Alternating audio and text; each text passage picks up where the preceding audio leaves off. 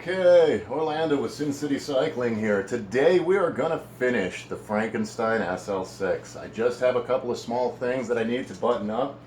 I just finished putting in the spacers in the bottom bracket. They are working nicely and as they should. I have just also finished tuning the derailleurs. They are working as they should as well. What we have left right now is I need to trim this shifting cable, and I need to do the bar tape. And that's about it. So let's go ahead and get started on that. Just need my clippers. That's about it. Okay.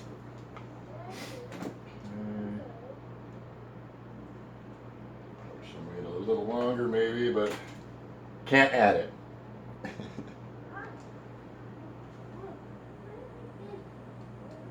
When you put these caps on there, if you don't know, to keep the cable from fraying after it's cut.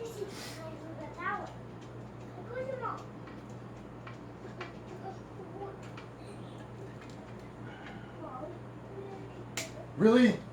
Right now. Right now you need to squeeze yourself in there.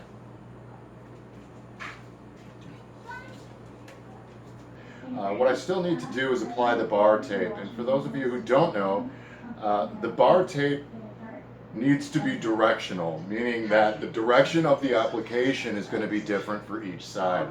Now, the way that we naturally hold the bars, the way we twist our hands requires the bar tape to be in a specific direction when it goes on. The right side being clockwise on the drops and switching to counterclockwise on the top. The left side is going to be the exact same but different, opposite. So it would be counterclockwise on the drop and clockwise on the tops. So that's what we're going to go ahead and start. First thing I'm going to do is apply the hoods.